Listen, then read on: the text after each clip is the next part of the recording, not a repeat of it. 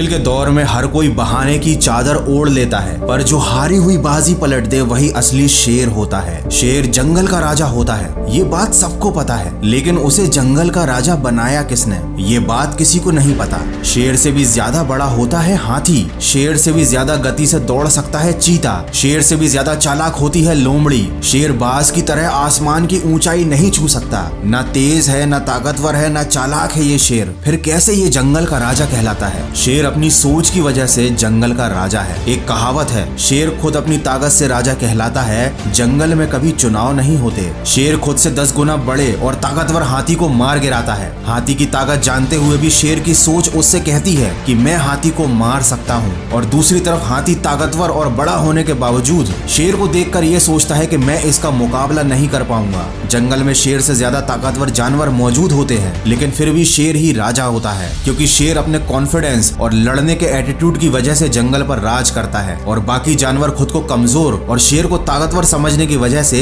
शेर से नहीं जीत पाते। याद रखना, अगर आप में काम को लेकर ऐसा एटीट्यूड और कॉन्फिडेंस है कि मैं इस काम को कर ही लूंगा, तो आपको दुनिया की कोई भी ताकत जीतने से नहीं रोक सकती। अगर शेर की तरह जीना है तो सबसे पहले उसकी तरह निडर बनना सीखो। याद रखना, बलि हमेशा बकरे की दी जाती है, शेर की नहीं। वो जंगल का राजा इसलिए है क्योंकि वह मानता है, उसके मानने के कारण ही वो जंगल का राजा बना हुआ है। वो अंदर से इस बात को महसूस करता है, जिस दिन वह खुद को राजा मानना बंद कर देगा उस दिन वो जंगल का राजा नहीं रहेगा। हमारे जीवन में भी सुबह उठने से लेकर रात को सोने तक पूरे दिन हमारा खुद पर यकीन ही हमारे दिन को संचालित करता है। हम परिस्थितियों के सामने हार ना मानकर उनसे लड़ते हैं या उनके खिलाफ हार मानकर चुपचाप समर्पण कर देते हैं। ये इस बात पर निर्भर करता है कि हम खुद पर कितना यकीन करते हैं। जिन लोगों को अपने आप पर अटूट विश्वास होता है वो विपरीत परिस्थितियों में 2-4 कदम पीछे जाने से नहीं हिचकते, वे कदम पीछे हटाने में जरा भी नहीं घबराते, क्योंकि वो जानते हैं कि परिस्थितियों के अनुकूल होते ही वो बहुत तेजी से आगे बढ़ेंगे।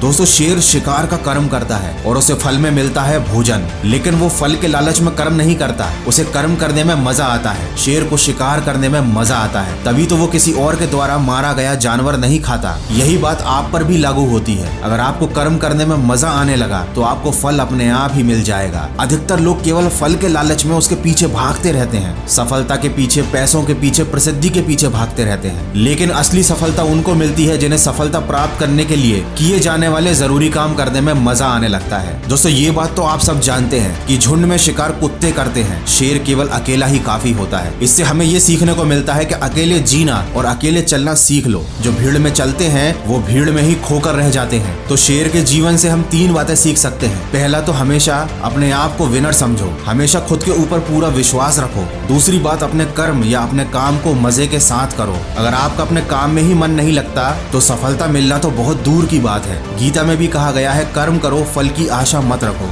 और तीसरी बात, अपनी सफलता की राह पर अकेले चलना सीख लो, किसी के सहारे की उम्मीद मत करो। किसी ने क्या खूब कहा है, जीता तो सिर्फ शेर है, बाकी सब मिट्टी के ढेर है। नहीं हुई अभी देर है, तू भी अंदर से एक शेर है। आशा करता हूँ इस वीडियो से आपको कुछ सीखने को जरूर मिला होगा। अगर ऐसा है तो इसको शेयर जरूर करना और सकारात्मक सोच के साथ अपने लक्ष्य की तरफ बढ़ते रहना। मैं मिलूंगा आपसे अगले वीडियो में जो आपके जीवन में सकारात्मक ऊर्जा को भर दे और आपको दिखाए एक सही दिशा।